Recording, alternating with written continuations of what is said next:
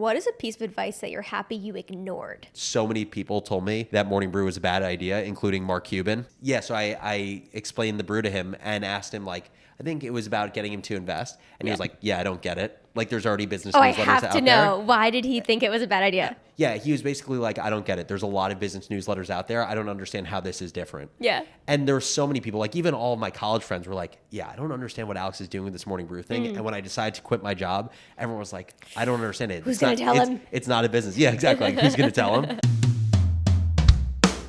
Today, I'm joined by my new friend, Alex Lieberman, somebody I've been following and admiring for a very, very long time, so I'm very excited about this interview. Alex Lieberman is co-founder and executive chairman of Morning Brew, a multi-platform business media brand. He's also the co-founder of executive content agency StoryArb, host of Founders Journal, and host of 60 Second Startup. In October 2020, Alex and his co-founder, Austin Reef, sold a majority stake of Morning Brew to Business Insider for a reported $75 million. Can I have some?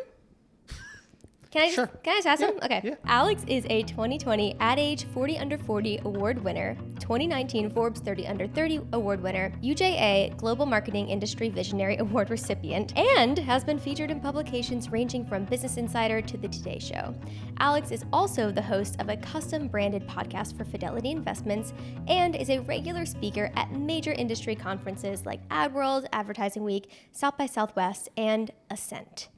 Alex, how are you feeling today? I am feeling great. It's funny. It is always so cringy to listen to someone read awards about you. And the whole time I was thinking to myself how the one award I don't have that I would love is the one that's sitting behind your head, which is the YouTube plaque. No way. Oh, yeah. It's the coolest thing. Well, how many are you on YouTube? Yeah, starting to get into it. You're starting to get into it now. Yeah. Well, you'll And get it's a there lot in of no fun. time. I'm trying to get the gold one, the big Was gold. that $1 million? The million. Yeah, that'd be sick. Well, with that, I do have to ask you a preliminary question, and it's just to make sure that you're qualified to be on the show. Yep. And if you answer incorrectly, you do indeed have to leave. Sounds good. Okay. The question is, do you know what you're doing? Zero idea. Okay, you're qualified. Awesome. Check that box in Pass. here, guys. Alex Lieberman, Forbes 30 Under 30, millionaire. What are you, 31? 30. 30? No clue. No clue what he's doing. No clue at all. Still winging it every day. All right. So I'd like to start with a little rapid fire round. Okay. Just to get to know Alex Lieberman as a human being. Mm-hmm. First question is, where did you grow up? Livingston, New Jersey. Oh, okay. Cool. Little New Jersey. I thought I heard you live in Hoboken, right? Live in Hoboken now. Yeah, Okay. lived there for the last 3 years. Biggest cheerleader of Hoboken. Yeah. It's like the Brooklyn of New Jersey. It's the best kept secret. Okay, I don't know what the Brooklynites are going to say about that. No, I mean, I'm in Queens, so I'm across the other river, so I feel you. People think we're so far away from Manhattan. I'm like, guys. Yeah, see, we just get the New Jersey misbranding. People really hate on Jersey. Yeah. Which means by way of living in New Jersey, people hate on Hoboken, but it's a great town. What did your parents do for a living growing up? My mom and dad both worked on Wall Street. My mom ran the sales desk at Nomura, which is a Japanese bank. And then my dad was a bond trader. Damn. Yep. Okay, so did you have like nannies and stuff growing up? I did have a nanny, Luz Janita Aragundi Shout out Janita. from Cundinamarca, Colombia. Still talk to her every day. No. Yeah, there's a whole crazy story with Janita. So she basically was like my second mom, raised me from the time I was literally 1 until my first day of junior year of high school. I'm in my boxers in my kitchen eating cereal, and I see armed men walking up our back porch in our house in New Jersey. And it was Immigration Services coming to deport Janita. No. And so literally, and it was like the saddest thing. She was like, she's the kindest woman. Yeah. Just like such a pure heart, religious woman who she, I remember at the time we were redoing our basement and we were redoing her room. So at the time she was sleeping in our dining room. And when people showed up, she knew what was happening. And so she went and changed into like her church clothes and put on makeup and earrings because that was the last thing she wanted my sister and I to remember. Oh my gosh. Yeah. I just got chills. Yeah. What And- a person. Yeah. And so then she got flown back to Colombia.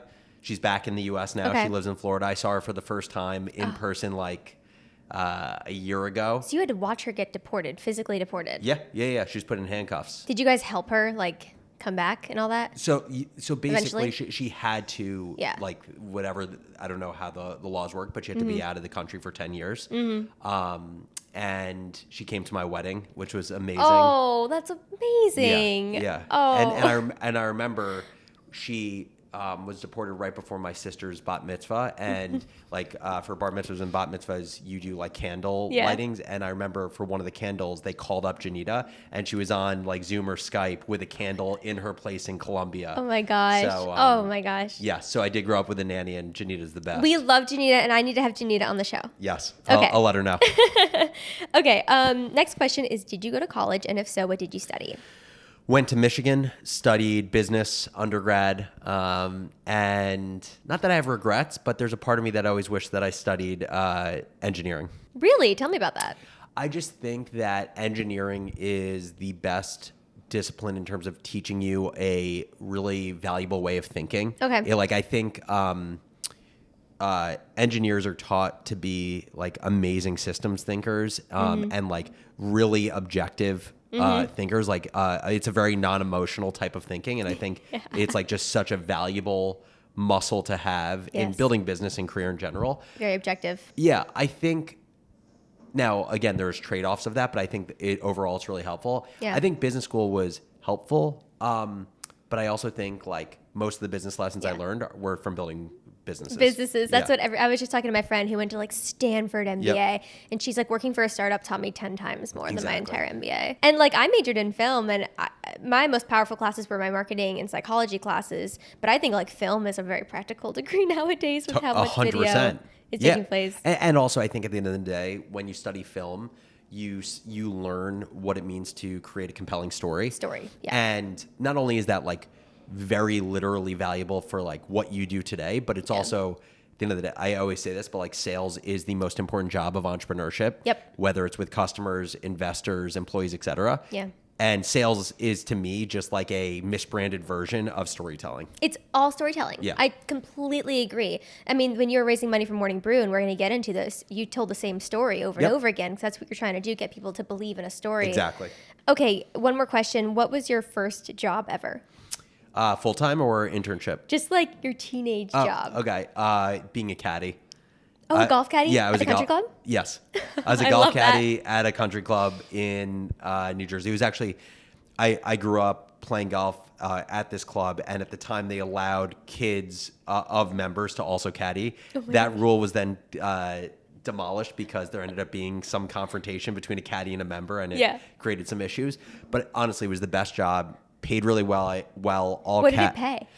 I want to say if you held a single bag walking 18 holes, I want to say it was like $150. And that was like a day. That was 4 hours. Oh, it was 4 hours. You could do like 2 a day. And you could hold 2 bags at once. So if you hold 2 bags, then it's $300. That's great money for a teenager. Exceptional. And the beauty of it is like, you know, if you had the privilege to work at a country club, it's just a lot of really successful people. Yeah. And so like you could learn a lot from them. Yeah. They're real, like that job was good entry into other potential jobs through members.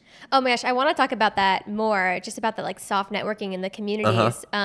Because me and you, I think we grew up really similarly. I grew up in an entrepreneurial family as well. Well, you grew up with a business-minded family. Your family knew about money, they knew about the stock market, they knew about business, they knew about New York City. And I think that's a huge privilege, growing up in a family. Huge privilege. Yeah, like I always say this, but when people give me a lot of credit for like, and we'll get to it, but like quitting my job in finance and working full-time on Morning Brew because like it, you know, took a huge amount of risk. Yeah. Like there was some risk for sure, Yeah. but I also always have to just set kind of the foundation of I grew up in privilege where I had the ability to take risk because I knew that I had the backstop of my family. Yeah. And I find it far more impressive people who literally have to risk it all. Same. Because that is not what I had to do. I did not have to risk it all.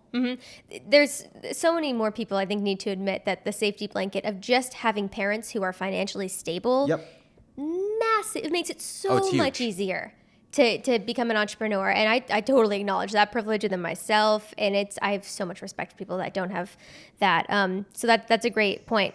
So I want to get into the business. I know that you've told the story of how you started Morning Brew a gajillion times. So I'm going to try and get you started here. Yep. Because I also hate telling the same story over and over again. So you're at Michigan. Yep. You're a college student. You're majoring in business. And you have a job offer from your dream company. It's a high-paying, respectable, prestigious job lined up at Morgan Stanley. This is the dream for you, right? Like, Yep. This is it.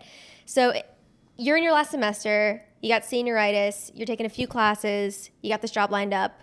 And so you start helping students around you with like career prep and like finding jobs for themselves. And what you discover is when you ask them, like, where are you getting your news? How are you keeping your finger on the pulse? A lot of them are naming kind of like these dry outlets. Yep. And you see that there's a demand for just like a better way for people our age to get information. So you create your own digest, your own newsletter, Yep. and you're just like scrappy about it. You're not thinking it's going to be this whole company. You're just kind of killing time. Yep. So let's talk about that. How did you start it? And when was the moment when you were like, okay, maybe I want to take this a bit more seriously? Yeah.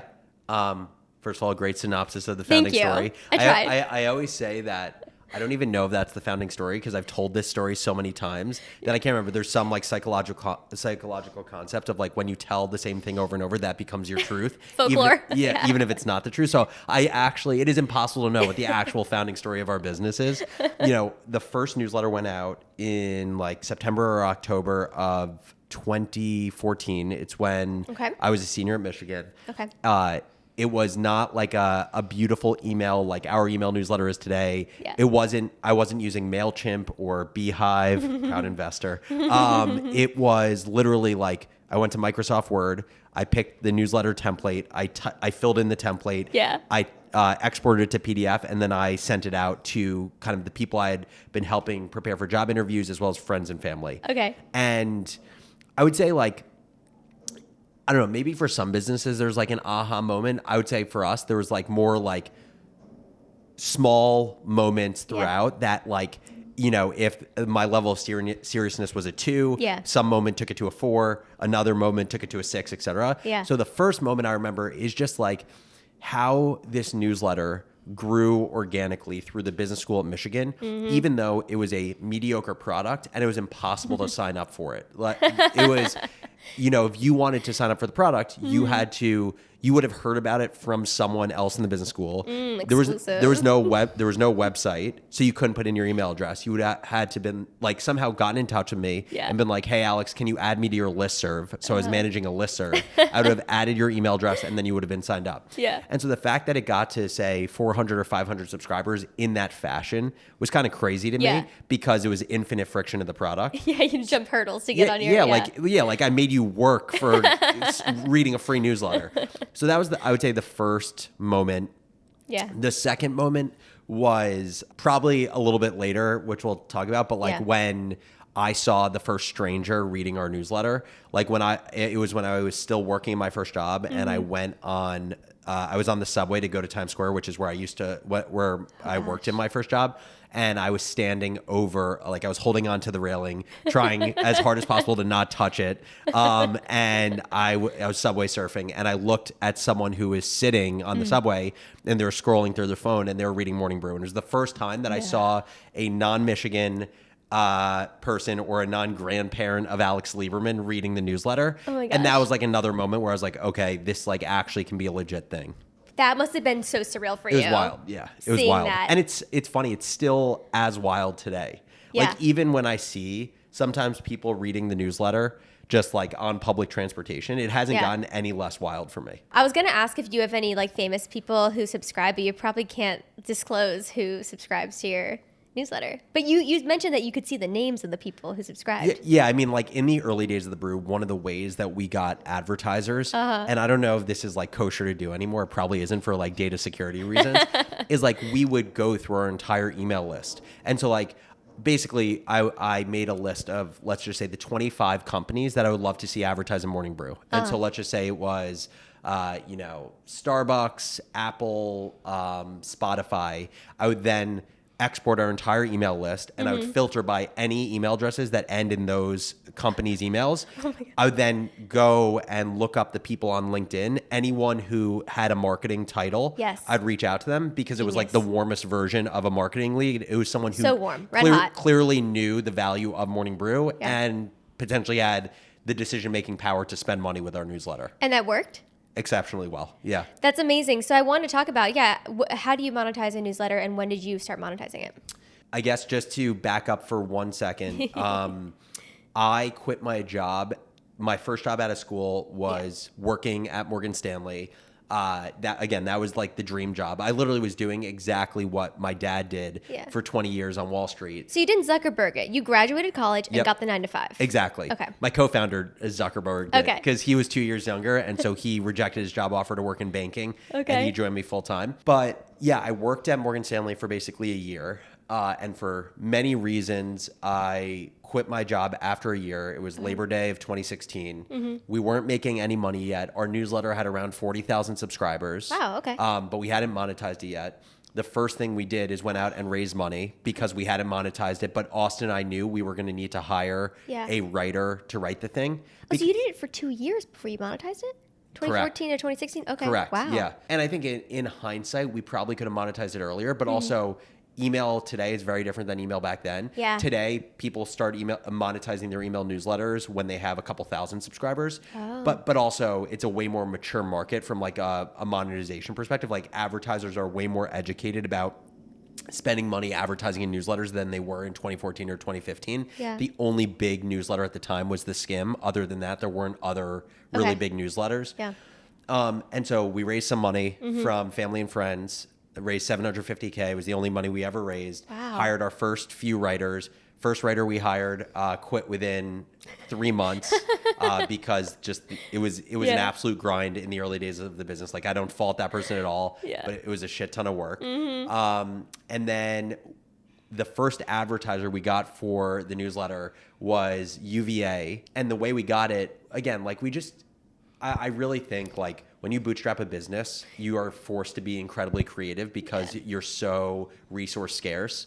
And all you have is time. Yeah, so you gotta, all you have is time, Yeah. and like you just know like you have to think as linearly about how you're going to accomplish something. Like you can't have these like preconceived notions of ways to do things because like you just need to do the things that accomplish what you're trying to accomplish. So I remember on LinkedIn, I was served a paid LinkedIn message from UVA. It was their Masters of Accounting program. Okay. I'd gotten a paid DM from them, like a sponsored DM, and I ended up responding to the sponsored DM saying, hey, it seems like because you're paying money for this ad that you're interested in getting in front of like young, upwardly mobile professionals. I actually have a newsletter that's filled with them. Are you interested in having a conversation? Yeah. And the person who like the sponsored DM came from responded saying, yeah, it sounds good. So our first advertiser ever ended up being UVA's Masters of Accounting program. Oh my gosh. They spent $2,700 on 3 ads, 3 $900 ads for the newsletter. Okay. And that was in 2017. Oh, wow. Okay, so it's a pretty slow burn. You're like working your full-time job. You got this side hustle. At what point do you come to that fork in the road where you're like, I got to quit? Yeah. So I'll try to say this in like the shortest, most compressed version possible. Basically, for 8 months straight, I was kind of vacillating. Every day I'd call my mom and I'd be like, I don't know if I can do this anymore. And there were a lot of reasons why. I would say one reason is because I wasn't very good at my job. Really? Yeah, like because I was trading mortgages. It was a very quantitative job. I was the only non-math major and non-Ivy League grad on my trading desk. Like everyone was like a math major from Brown or Harvard. Like that was the group. And like I'm far more of like a intuitive, creative person. And so it was complete whatever like the product market fit version of employee subject matter fit is, I had not achieved it. Yeah. And so like part of me in my head, I just knew that no matter how hard I worked at this job, I'd only ever be fine. Yeah. And so like that was a pretty debilitating feeling. Okay. I'd also get home from work every single day. I'd work on morning brew for like 3 hours. And I would be far more energized in those 3 hours than I was for the previous 12 hours working at Morgan Stanley. And then the third piece was when I was a junior, clearly junior in schools have had a very weird kind of relationship in my life. Junior of high school was Janita being deported. Junior of college, my dad passed away suddenly from a stroke. He was 46, like great shape. And there was a part of me that felt like this like feeling of deja vu where like I was working in the job that we literally traded the same product. So like I was doing the exact job that he had done for 20 years. And I think I just had this like subconscious fear that like was history going to repeat itself? Like I was just going to work in a job, this high stress trading job for 20 years, drop dead one day. And like, I couldn't get that out of my head either. Yeah. Wow. And so I'd say all of those things added up to at some point, just me being like, I want to do the thing that I'm more passionate about, that I think I have more of an ability to be exceptional at. Yeah. And I looked at things in terms of worst case scenarios. And to me, the worst case scenario was never that bad. Yeah. Again, because like I came from a place of privilege where my mom had told me that she was willing to cover my rent for 6 months, so I didn't have to worry about that. Yeah. And I was like, okay, worst case scenario, if I go full time on Morning Brew and it doesn't work out, I was like, maybe one, I could go back to Morgan Stanley because I have like an interesting experience that will help me. 2, I could go to business school. 3, maybe I've met people in the New York City startup scene and I could go start something else or work at another startup. Yeah. Or 4, like I could just apply for jobs like a normal person. Just go back to a normal job. Yeah, I always tell people you can just go back to a normal job. Exactly. And so, I like, it's funny. I have a lot of friends who get so comfortable in their careers. Like I've just noticed like it's so easy to get comfortable, especially as you get further and further in your career. Yeah. And especially like for people who don't live well below their means, because then like the reality of what you need to make becomes more and more acute. Yes. But this is also why I feel very grateful for starting my entrepreneurial journey early. Yeah. Because I just think my level of obligation to things in life was so much lower than even what it's like today. Oh my gosh, I have so many things to say. Well, first of all, have you heard of fear setting? Tim Ferriss's fear setting method? No. You basically just described it. He did a TED talk on it. It's fascinating. So a lot of people talk about goal setting. I want to achieve this. Yep. But he says, no, you should do fear setting. So you basically name all the worst case scenarios and what you would do if they happened. So I'm going to quit my job. I try to do my startup. It fails. Then what? And how do I resolve it? And then what? And I think that's effective because humans, we do think about like worst case scenario, but we don't often think about, okay, what would we really do if that happened? Yeah, just like it plays out the story that we start creating in our head, but it plays it out in full to realize like the story is never nearly as bad as what you think it is when you first start creating it. Yeah, and I think it's really cool that you did this so young. And I do encourage people, if you're going to take risks, take them before you have kids. Yep. Because the further along you get in life, the more responsibilities that you gather, a house, a wife, a kids, all these things. So I'm curious though, you graduated from business school, which is great. You're working at this prestigious company, but you're trying to raise money for a newsletter. You have no background in marketing. You're what, 24 at this point? 23, yeah. Early 20s. Yeah. How did you gain the confidence to ask people to raise $750,000 when you're so young? Yeah, I would say something that you realize like when you start building a business, at least something I realized, is most things you're not exceptionally good at. Like most things I'm not exceptionally good at, and there's someone that I should be delegating out to that is way better than me at that thing. Yeah. I would say there's like 1 or 2 things that I think that like kind of were my X factors in building a business. And one of them was just storytelling and persuasion. Yeah. And I don't know why. I don't know if it's because my dad was like a stickler about the way that I spoke from a young age. Anytime I would say a filler word like or he would say something. I love that. But it just came so natural. And what you also find is that's why I think in jobs and in entrepreneurship, confidence is actually a spectrum. Like, meaning it's like confidence is multivariate. Certain things you have high confidence, certain things you have low confidence. So for example, like I have low confidence when it comes to focus. I'm a very ADHD-esque human being who's like frenetic, and like for me to even sit down for 15 minutes to stay focused is so difficult for whatever reason.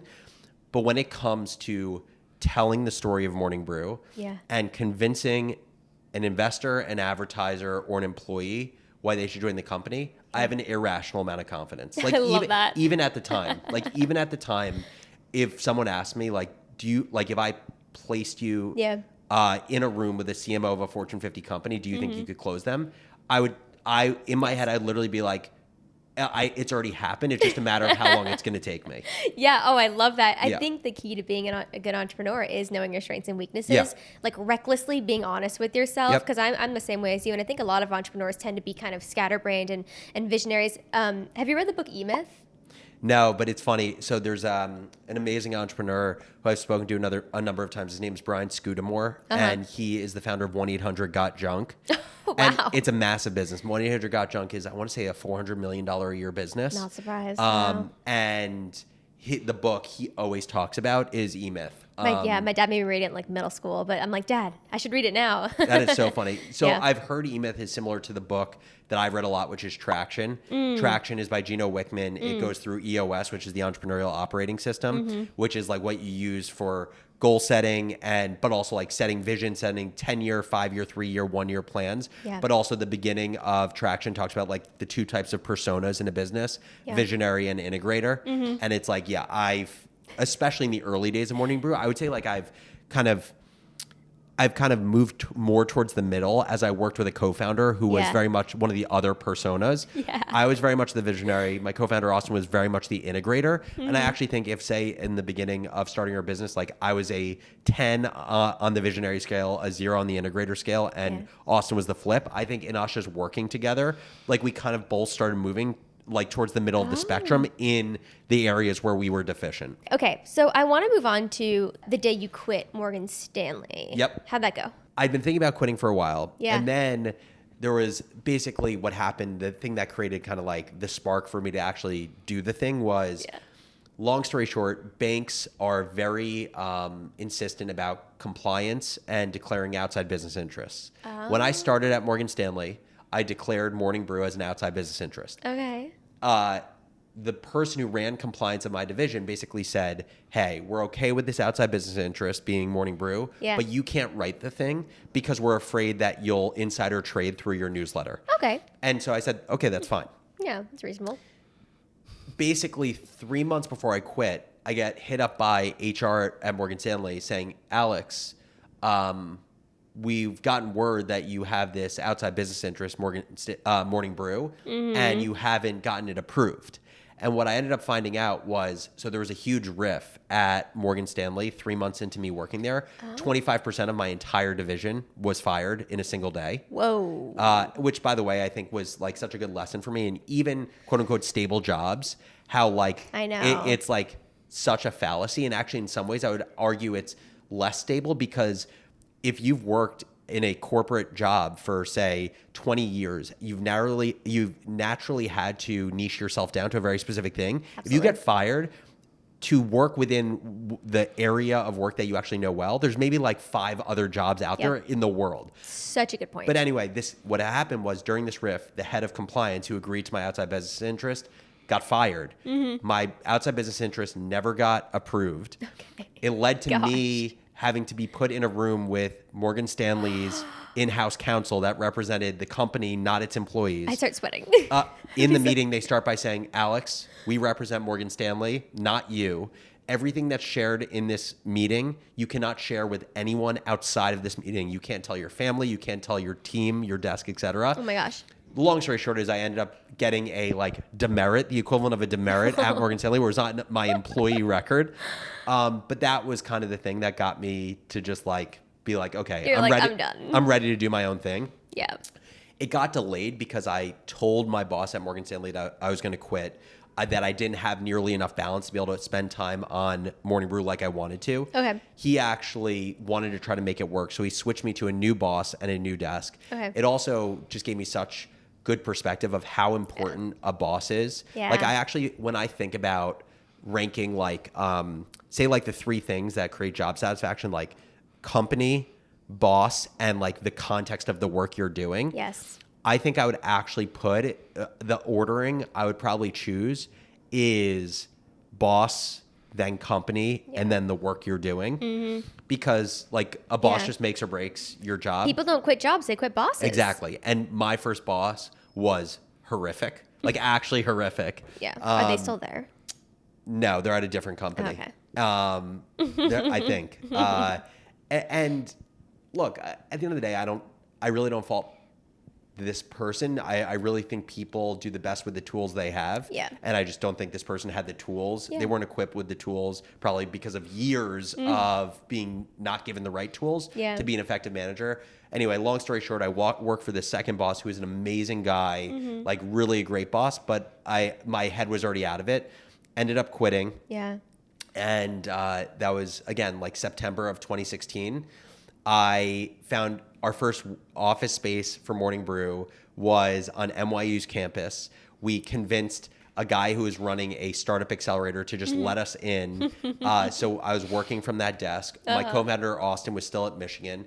And basically within a few weeks of quitting, I started fundraising. Okay. And the way I started fundraising was in the early days of Morning Brew.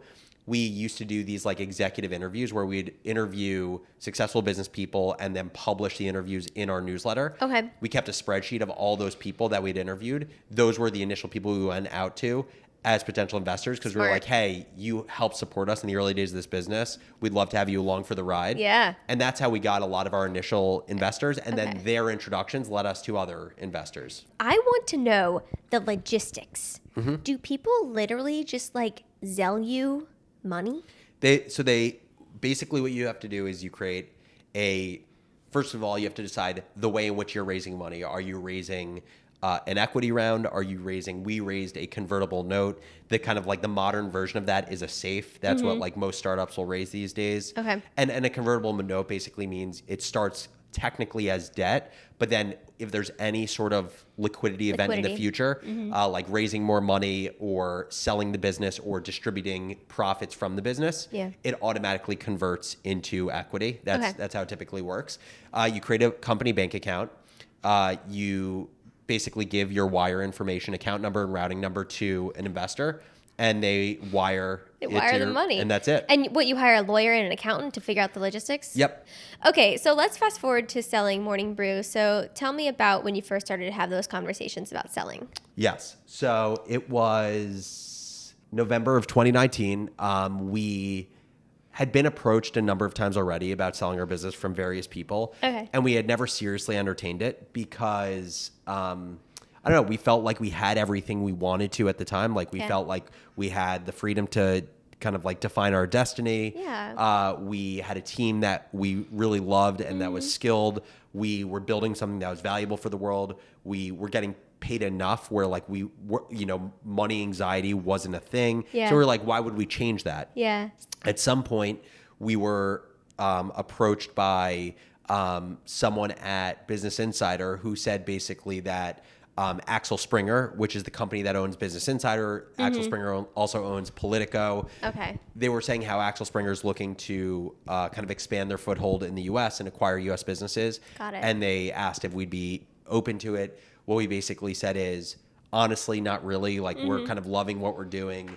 But, if you're willing to have a conversation at least this number, we'll entertain the conversation. We basically Great negotiation. And we basically said a number that we knew like we would be foolish not to have the conversation. Yeah. And so we said that. They were like, well, we're willing to have a conversation at that number. And so that started in November of 2019. We didn't close the acquisition until October of 2020. So it was like an 11-month process. Wow. Partially because it would happen during the pandemic. Yeah. And so it was like so volatile there were weeks where literally advertisers canceled all of their spend with us and were like, we may go out of business, to times where like, so that was in March. And then in April, advertising completely rebounded, largely because of like economic stimulus and like the PPP loans and all these things. Like Wild time. there was so much juice in the economy. Yeah. And so, we closed the acquisition in October of 2020. Yeah. And it was a very interesting experience. And then I stepped out of the CEO role in April of 2021. Okay, so how much of the company did you and Austin retain at that point? So we sold a majority of the business to Axel Springer. Okay.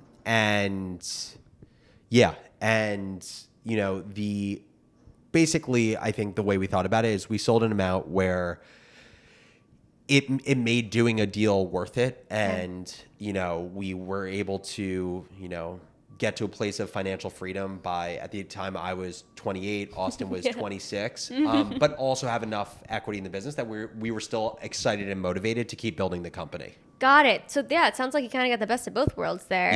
Yeah. What does it feel like to like kind of cash out of this huge business all before you turn 30?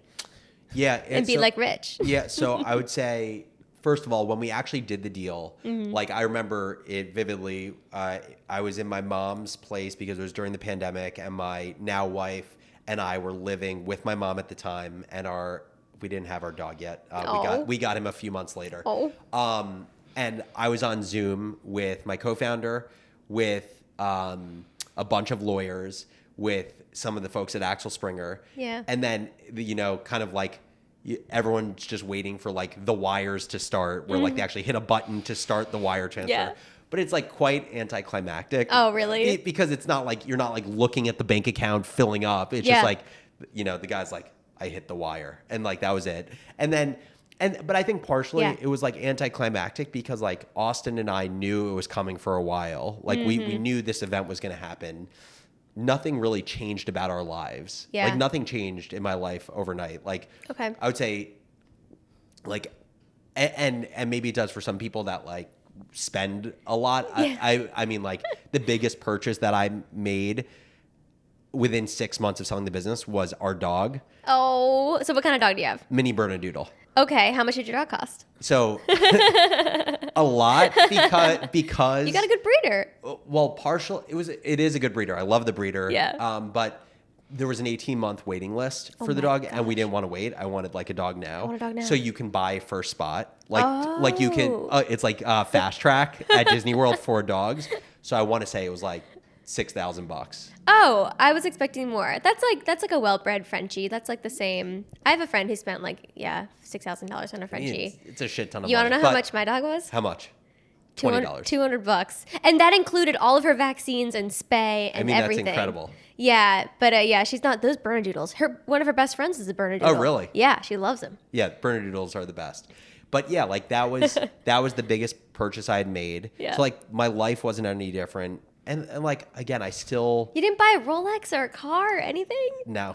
I literally, the car I drove here was my car that I've had since high school. What kind of car do you drive? A Volvo XC60 from 2010. Oh, that's a good car. I love Volvo, though. I love Volvos. It's a great car. What kind of watch do you have?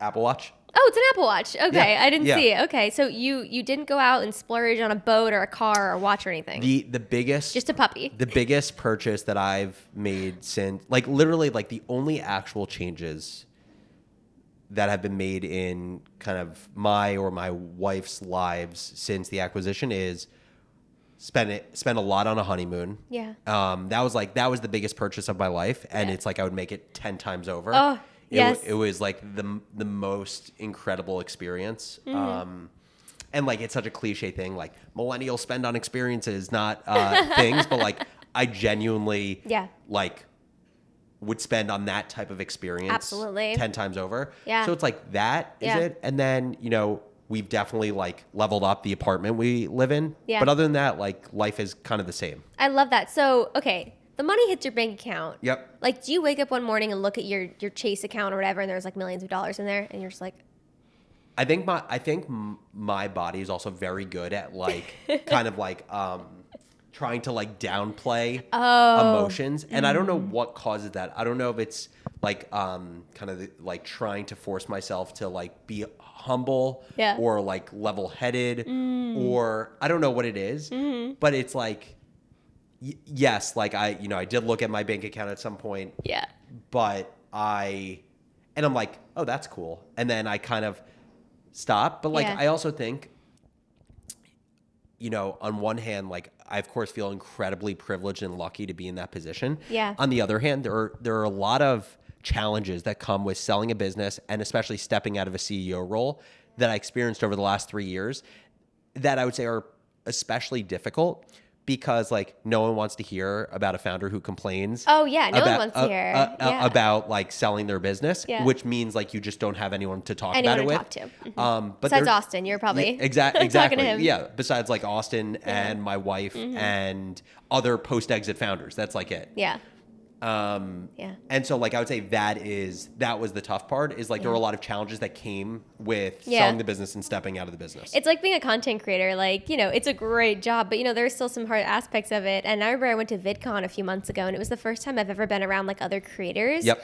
And we just stayed up all night talking because it was so cathartic to finally, like, be able to talk about things. Because otherwise it just sounds really whiny. Yeah, 100%. To other people. Yeah. It's like, Yeah. you know, someone looks at like a content creator with 1 million followers and they're like, really, you're complaining about how often you have to put out content? And like as a content creator, it's like, yeah, you know, it can be freaking exhausting having to be on on like the flywheel of continuing to create content, especially if like all of your monetization becomes tied to it. Yeah. But it's only a real thing that like someone who's experienced that can really appreciate. And it's still like the best job in the world. I'm Of very, very course. grateful. But both things can exist. You can both like be super thankful for the job and also Exactly. just like have challenges that, you know, provoke anxiety around it. Exactly. So I want to talk about this feeling of like, I wonder if your feeling of this accomplishment kind of being downplayed has anything to do with your grief.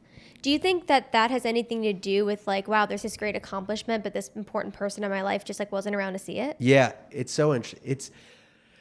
I've thought a lot about this, and it's so hard because like you don't know what's like subconsciously going on. What I'll say is, I think the biggest impact. So, grief has had such I would say overall massive benefit in my life, which sounds like such a weird thing to say. No, it doesn't. But I would say, like, to state the obvious, if I could trade everything to have my dad back, of course I would, but that is not possible. And so then as I think about it, it's like one, experiencing the loss of my dad, one created the motivation to like absolutely grind on Morning Brew for the last 8 years, and specifically for like the 4 years after he passed, because I remember, you know, after he had his stroke, him being in the hotel room, like me literally promising him that I was going to take care of my family. Yeah. And so like, I think there are other ways to create deep motivation, but I think loss is like, unfortunately, one of the strongest drivers of motivation. So I think that's the first. I think the second, losing my dad very much, it was like, it sounds cliche, but it was like the most profound perspective creator. Absolutely. I think my default setting is very much just like gratitude. And it was before like gratitude became like a cliche thing. It's just like, I experienced like a really shitty event really early in my life. And so very sudden too. Very sudden. And so the fact that I just have like the privilege of like being able to build a business and like the privilege of still having a lot of healthy members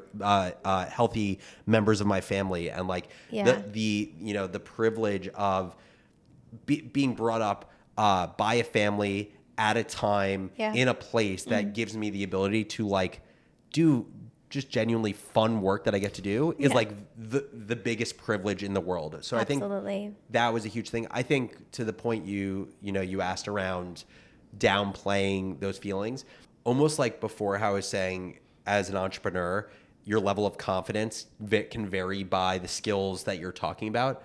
I think emotions work in that way also, where like, you know, we all have a bunch of different emotions: happiness, sadness, confusion, anger, joy, etc. Yeah. And I actually don't think we experience all of those emotions with the same level of intensity. Yeah. And I actually think grief can turn off some of those emotions and not impact others.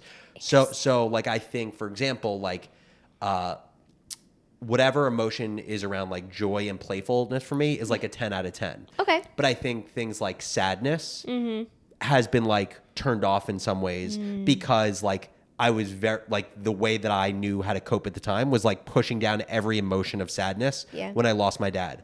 Yeah. I think like the kind of like excitement one and celebration one, I don't know if that's caused by my dad, but I know something has caused it to be like my default reaction to when something exciting happens is to subdue it. And I think part of the answer probably is because I always have had such a visceral reaction to people who quote unquote make it and then are complete douchebags. And so I just think that's Yeah, like, you're like the opposite of and so that. I think like my my default setting is like, how do I do everything possible to force myself to not be in that way? Yeah. Now, and I think that's helpful in some ways. Like I think generally humility is like a really good thing. Yeah. But I also do think there are trade-offs to it, because like if you can't learn to like actually enjoy some of the things you can accomplish, it I think dulls the experience, not necessarily in a productive way. Absolutely. I love that so much. I mean, you went through a very, very traumatic event, losing probably the most important person in your life at the time and to this day, very, very traumatically at a very hard time in your life, almost being done with college. Do you have any advice for people out there? I don't think we talk about how to deal with grief enough, especially as young adults. Do you have any advice for people out there on what really helped you feel better? Yeah. So first of all, what I'll say is like something that I have started to do post exit is to the funny story I'll tell is like what happens if you sell a company, you're basically hit up by 3 people. Okay. You're hit up by private jet companies asking if you want to buy a membership. You're hit up by financial advisors looking to manage your money. Yeah. And you're hit up by your university asking for donations. After all that happened, it basically had me thinking about like, do I want to like start being philanthropic? Because like philanthropy starts being such a big part of the conversation. Yeah. And for a while I wasn't interested in it because it felt so performative. Yeah. Like you just do philanthropy because you've hit this part, like point in your life, or a lot of people will do philanthropy in a way to like get actually benefit from it. For sure. Yeah. Tax write-offs and all that. Yeah. And I ended up coming across a nonprofit that deals with grief and navigating grief. It's called Experience Camps, and I've gotten more and more involved in it. Basically, it started as camps that happen every summer for grieving children to go for a week, and they just spend time with other kids. And like 90% of it is just like normal camp, but 10% of it is programming for like sharing circles and things like that. So I'm actually going to camp for the first time this summer. No way. And so, yeah, like I think that just in general, for me at least, philanthropy through action and like using the tools that I have accumulated through startups and through like being a creator and applying that into philanthropy feels way more filling to me than actual money, even though I know money is also important. Yeah. And then to the point you asked about around grief, I think honestly, I view there's no like one right or wrong way to grieve. Of course, everyone navigates grieving differently. Yeah. I think the best thing that can happen with grief is experiencing it and expressing it in its fullest way, whatever that looks like for you. I think where grief gets complicated is where you bury as much as possible and you get very insular and you basically like build up this pressure in your body that then either gets let out in one big way in the future or it takes decades to work through. Yeah. And so I actually think like if like experience camps, if I had known of it when I was going through this, it would have been a game changer for me. Yeah. But like, I don't think the right answer is like, oh, talk to a therapist or go to like peer supporter. I think it's like all of those things are like a menu of options to express your grief fully. Yeah. I think the more important thing is finding ways to express it fully. Yeah. But I also think like to me, realizing like I remember I had a lot of judgment around thoughts. When I lost my dad, there were a few things that happened. One is I only cried once and it was like a half cry. Oh, and I wow. remember I judged that feeling of being like, how could I only cry half a time when I had experienced the largest trauma in my life? Yeah. I think that impacted me in a way where like it makes it really hard to experience sadness with other things in life because that became the reference point. That was your baseline. Exactly. Yeah. And so I remember that thought. I remember having a thought of, how it feels unfair that people I know who are way less healthy are walking around living as my dad, who was perfectly healthy, dropped dead. And I remember feeling bad about having such like what felt like a mean thought. Yeah. And what I would say if I had one piece of advice, it's like you can't control your thoughts, but you can control the way in which you treat yourself in lieu of those thoughts. Yeah. And also the extent to which you latch onto thoughts versus let them pass. I love that. And so I think trying to treat yourself with grace as you have kind of thoughts that you wouldn't expect through the grief journey was to me the most important thing. Oh, I love that. I think that's so real and authentic, and it's so helpful for you to share that because, yeah, we all are going to go through massive losses in our life, but we rarely ever talk about how to deal with grief, and even animals too. Like to this day, like one of the hardest days ever was when my childhood dog died. Exactly. It sounds so dumb, but it's like oh, I mean, they so become members of your family, and the whole thing with grief is at the end of the day, it is unavoidable. Mm-hmm. And the only reason I would say it's like I don't think it's necessarily tougher or easier at any age. I think the reason it is more provoking when talking about it with children or people who lose people young is I just think you have less tools to navigate the grieving process effectively. Yeah, and it's almost like the more you can grieve kind of throughout your life, like, you know, you go to a funeral the first time, it's kind of shocking to see the body in the casket. But, you know, when you're 50 years old and you've been at 20 funerals, you're kind of like, okay, this is how it goes. In background, my family's in the funeral home business. Oh, so wow. my dad's actually a licensed funeral home director, but just on paper, he owns a consulting, or he used to own consulting companies. So I've always been fascinated. I'm just curious how he went from engineer to funeral home director. Well, so he's fascinating. Like, he went to embalming. He grew up in a funeral home. Like, literally, they lived on top of the funeral home. Oh, my like, God. When I went to my grandparents' house, there would be the limos and the funerals going on, and I'd stop by, say hi to the casket, go to the candy store. Like, that's like how it was. It was so normal to me. My dad like went to embalming school. He like went to funeral home director school, whatever it's called. He became a licensed funeral home director because, you know, family business. Yeah, and but to this day, he's still like a licensed grief counselor. And I think there's space for innovation in the funeral home business. 100%. Like anyway, we can talk about. I totally agree. We can crack that later, but it's also it's kind of morbid also, but like in the private equity space, funeral homes have like private equity companies have gained more and more interest in funeral homes, buying up funeral homes. Interesting. And then basically doing like sale leasebacks because a lot of funeral homes own their land but don't realize the value of their land. Oh my so gosh. private equity firms will buy funeral homes, they will sell the land, and then they'll just rent the land back to run the funeral home. Wow, that's fascinating. It's crazy. Well, we'll have to talk about that later. More about that later. It's sexy business right there. Okay, so I want to move on to you as a person. Now that we talked about morning brew, I'm wondering if currently you have a morning routine that helps you start your day with clarity. Yeah. So it's like 100%. And I know kind of like what my perfect nighttime/morning routine looks like, such that my day is so much more productive. Yeah, like what's the optimal day? Yeah, and what I think about a lot is like it's so clear when I don't do that routine how my day is not optimal, and I'm just trying to get closer and closer to doing that routine every day. Love that. So basically, my optimal nighttime into morning routine is. I love how you start at night. Like I think it's everything because like in a perfect world, I would be in bed by 9:30, asleep by 10 o'clock, up by 6:30. Okay. At the gym by 7 o'clock. Mm-hmm. In between 6:30 and 7 o'clock is having coffee and taking Rambo for a walk to go to the bathroom. Rambo? Yep. Going to the gym, usually 45 minutes, and then shower and get ready.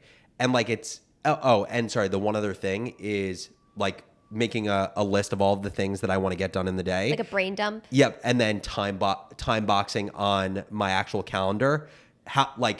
So like taking a to-do item. Yeah. So hypothetically, it's like writing and recording Founders Journal, and then making that an hour and a half slot in my calendar because like to-do lists I don't think are valuable unless you've actually allocated time to them. Yeah. Because then you know how much, like if you can actually do it within your day. Yeah. It's something that Nir Eyal talks a lot about in his book. I do the same thing in my Apple calendar. Exactly. Blocking it. Yeah. Exactly. And then typically I'll start my day in a perfect day with like deep work time, and I'll use a tool called FocusMate. Okay. Which is basically a virtual co-working business. Okay. So I would go to FocusMate. And you're at home. Yeah. Okay. I'd select a 75-minute block. Okay. I hit schedule. I get paired with some stranger in the world. When the session starts, we both appear on FocusMate.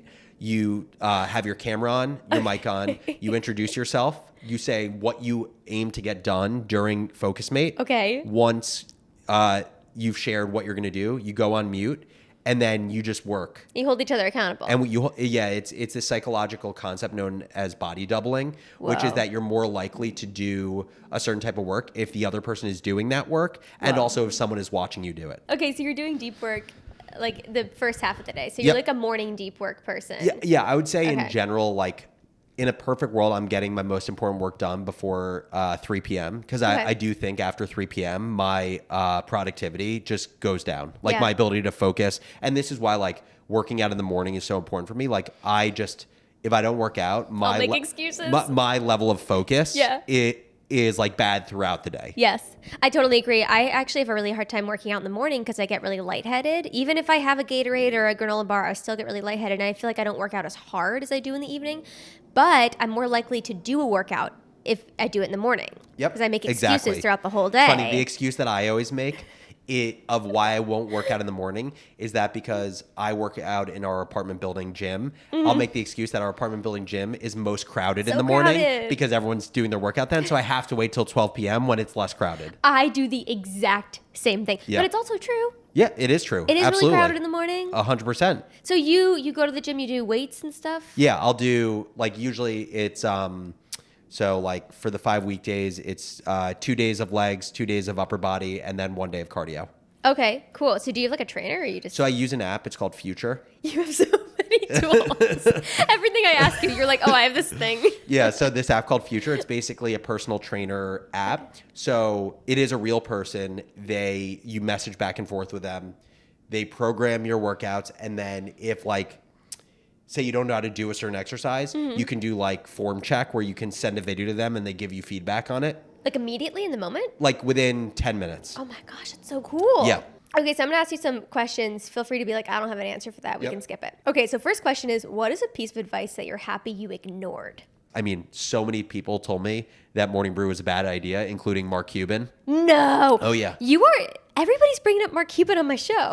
So Mark Cuban, I give him so much credit. He's so good. Yeah, so I explained the brew to him and asked him like, I think it was about getting him to invest. And he was like, yeah, I don't get it. Like there's already business newsletters out there. I have to know. Why did he think it was a bad idea? Yeah, he was basically like, I don't get it. There's a lot of business newsletters out there. I don't understand how this is different. Yeah. And there were so many people, like even all of my college friends were like, yeah, I don't understand what Alex is doing with this morning brew thing. And when I decided to quit my job, everyone was like, I don't understand it. Who's going to tell him? It's not a business. Yeah, exactly. Like, who's going to tell him? So I'm very glad that I ignored that advice. Oh, that's great. I always tell people, you got to learn how to ignore advice. You're going to get so much terrible advice throughout your life. Totally. Oh, that's amazing. Okay. What's a piece of advice that changed your life? Oh, wow. The biggest thing that, like my dad, basically, his ethos, I would say there were kind of two things that defined the way in which he worked. Yeah. It was operate with the highest level of integrity and work in a way that you'll have no regrets. And so I would just say, like, to me, especially the first one, like operating with integrity is like the most important thing. Yeah. I've just watched how in general in life, but especially in the startup space, it is so easy to lose your reputation extremely quickly. And so I think... Hard to build trust too. Yeah, and so I think making decisions as if your reputation is your most valuable form of currency and you want it 50 years from now is like the biggest thing. Yep. It's rare to come across people who do what they say they're going to do. Exactly. If you can do what you say you're going to do, when you're going to do it, how you said you're going to do it, you will be successful. Yeah. There's also, there's, before selling Morning Brew, there was a story that I heard because a lot of people gave the advice that we were selling our business too early. Like that's a common piece of advice. Yeah. Like, oh, you're going to miss out on all of this growth. Like you're selling out too soon. Yeah. And there's like an old tale about a guy who walks to a marina and he sees two boats, and one boat is like a $10 million yacht. Yeah. And a second boat is like a $10,000 like dinghy. And the big boat says sold too soon, and the second boat says sold too late. And I just think I've seen so many more examples of selling their business too late and regretting it versus people selling their business too early and regretting it. So that's like what your dad said, like operate in a way where you won't have any regrets. Exactly. I love that. Yep. That's a great piece of advice. It's a great takeaway. Who's somebody that you're really looking up to right now? This is a very niche example. Love it. But there's a guy named Kevin Ryan. Okay. Kevin Ryan has arguably the most successful venture studio in America. it's New York City based. It's called Ali Corp. Okay. And he personally is responsible for being a co-founder in MongoDB, Business Insider, Gilt Group, Rulala, Zola. He's responsible for $25 billion of market cap across many businesses. Wow. The reason I have so much respect for him is basically threefold.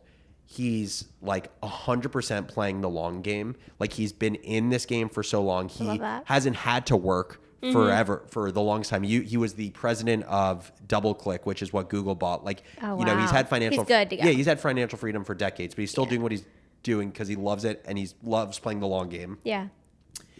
And I would say the second part of it is that family is the most important thing to him. And people I've spoken to that work for him, they meet his family in the first few weeks of working at Ali Corp. Oh, wow. For his entire career, he is home for dinner time. Wow. Like he was super present in his kids' lives.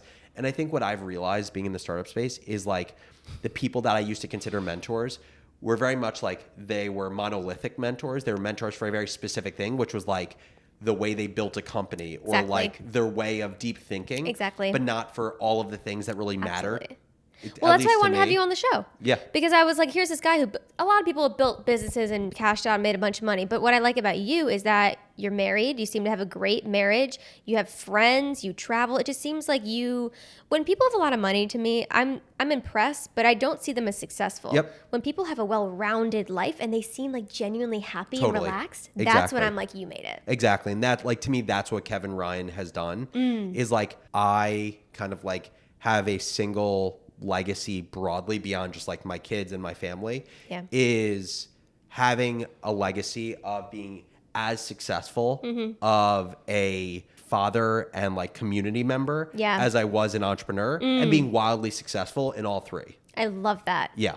Yeah, a well-balanced life to me is a well-lived life. And I think it's really, really important to me. I was talking to another creator the other day, and she was just talking about money. And I'm like, yes, I want a lot of money. Yes, I do. I'm an entrepreneur. I want to make money. I want profits. But I also want to go to the beach with my family in July. And that's like really important to me to do that. So I really admire people who can be successful, who are doing the grind, who are hustling. You can still hustle and have that balance. I'm curious, how do you prioritize that? Like, how'd you go about dating when you were like hustling with the startup? How'd you find your wife? So the longer story is basically my bar mitzvah photographer. Oh gosh, this is deep. was doing senior portraits of me because she wanted to like use me to like market that she was doing senior portraits and not just bar mitzvahs. That was like she was expanding like her business. Senior? No, like senior in high school. Okay. This is when I was a senior in high school. Okay. Way back. And she asked me, she was like, Alex, where are you going to college? I said, Michigan. She's like, oh, you have to meet this girl that worked for me a few years ago who's going to Michigan. Her name's Carly. And so I always had Carly's name in the back of my head, but I started dating my ex-girlfriend at the time. So there was no kind of real reason for us to meet. Yeah. But Carly had always been in the back of my mind since that conversation. So I thought of her when I was single in the city, reached out to a mutual friend, asked the mutual friend if Carly would be interested in going on a date. She was, went to Angel Share. Carly was 30 minutes late, which I always give her shit about. Oh my gosh, what was she doing? She said that somehow she ended up at a bar next door that looked the exact same to Angel Share. But anyway, we went to Angel Share. It was great. It's a great bar. And yeah, we basically, I've been attached by the hip ever since. Oh, that's adorable. I love that so much. I love it's just an old school story. Okay, I guess we can get to the last section here, which is where we co-author a bit of advice together. So I have viewers write in conundrums. You guys can go to the link. I'll put it somewhere here. And you can write in like a conundrum or an issue that you're having. And this one I thought was perfect for you. Let's do it. Perfect. Okay. Dear Erin and Alex, how do I learn about how to start a business or if an idea is worth pursuing? I have no clue how to set up a business, form an LLC, do taxes, hire staff, make a website, getting investors on board eventually. Should I go back to school for business, or is there some way online I can learn this? I have an emergency fund, so I'm prepared to take a risk. I just don't know what kind of company I want to have or what would be the most profitable right away. I work in social media marketing, so I could try to create my own agency, but I'm scared of not being able to compete with other agencies and scale. Would it be better if I just stayed at my current company and climbed the ladder since I don't have any direction? Any advice would be much appreciated. Okay. You go first. I appreciate the conundrum. Did the question asker share their name? No. Okay, it's okay. They didn't share a name or any information. Thank you for sharing the conundrum. Social media marketer. I think there's a few things that come to mind. If you think you need to go to business school to start a business, you probably don't have the chops to start a business, is my very real advice. Love it. Love the tough love. Like I just think at the end of the day, when I think of what is the formula for an exceptional entrepreneur, it's some combination of self-awareness, critical thinking, obsessiveness, and relentless work ethic. And I think if you have those 4 things, you can find every answer you need for free on the internet or from people today. Yeah. And so then it begs the question of why do you feel like you need to go to business school to get those answers? Yeah. The second thing is, especially with your first business, creating a business that solves an actual problem that you personally are experiencing is something that I think is super important. Is it possible to build a business around a problem that you don't experience? Yes. I think it makes things way more difficult. Yeah. And especially for your first business, I just don't think it's worth adding that variable. Yeah. The third thing is this anonymous social media marketer basically said, I could start a social media marketing agency, but I feel like it would be wildly competitive. I don't know how it'd stand out. Yeah. My whole thing is like, figure out your niche. Yeah. Like, I think many businesses suffer from being too broad. Yeah. Very rarely do businesses go out of business for being too niche, because you can always expand into other niches, but it's very hard to go from broad to more niche. Yeah. And so I'd say, think about like basically what is the intersection of your areas of expertise based on the social media marketing you've already done and your areas of deep interest, and try focusing on businesses that sit in that intersection. And even if it feels extremely niche, I would say make it even more niche and then focus there. I love that. Yeah, I mean, you focused like with just kids on the college campus with Morning Brew, and then you expanded it out. I think that's excellent advice. I also like, you shouldn't want to start a business. You should want to solve a problem. Yep. And if you believe that there's a real issue and that you have the solution, raising money, working on the business is going to be no problem, because if you really believe in the business, it's just so much easier to like work on it. So that'd be my advice is, don't think about starting a business, think about solving a problem and start from there. I love that. And then you figure everything out. Yeah. And also, by the way, it's like, if you truly are, if you're truly married to the game, you'll realize that like, it's not one and done. And actually the odds are that you'll fail in your first business. Not saying that you should fail or you should want to fail. Yeah. But like, if you look at the most successful entrepreneurs of all time, the number of great entrepreneurs that truly crushed it with like one business, and that was their only business ever, is like, you can count it on one hand. Literally. Like Mark Zuckerberg Like is the exception to the rule. Yeah. And I think it You're was an exception. And honestly, I think it adds a lot of pressure to create the next business. Yeah, what's next? Yeah, I think at the end of the day, it's like, if you actually think about business, if you frame it as, wow, I'm being paid to learn how to run a company and just continue to get better at it, it's almost like it's a reverse school in like the best way possible. You're being paid to learn. Oh yeah, it's great. I love being self-employed, working for myself, having a business. Yep. But I do also think it's not for everybody. I think some people thrive. I agree with that. It's really lonely too. So I agree with that. thank you so much for being here today. This was an excellent conversation. You are so knowledgeable, and I really appreciate you spending your time with me. I'm curious how people can connect with you, follow you, support you. Tell me about what you're working on now. Yeah. So as you shared earlier, obviously still involved in the Brew. I think that we are in the best place we've ever been in terms of creating world-class business content, especially on multimedia. Like our YouTube channel is crushing it right now. So check out Morning Brew specifically on YouTube. Started StoryArb, and the whole idea is helping founders and executives build their brand on social, mostly focused on LinkedIn and Twitter right now. And then my podcast, Founders Journal, where basically I comb the internet for the best essays, blogs, YouTube videos, podcast episodes for entrepreneurs. I curate it so you don't have to spend the time doing it. And then I provide my own analysis on kind of those resources. I love Founders Journal. If you're interested in business, you definitely got to go check it out. I think StoryArb is a genius idea. Thank you. I've already told you about that. And yeah, everybody go follow Alex. He posts great content. I love the 60-second startup videos. Thank you. you make so much content for free, and there are just so many people that become successful and they just drop off. And you're just like still in the game, still educating people. You're so generous with your knowledge and time. So thank you so much for that. Of course. Thank you for having me.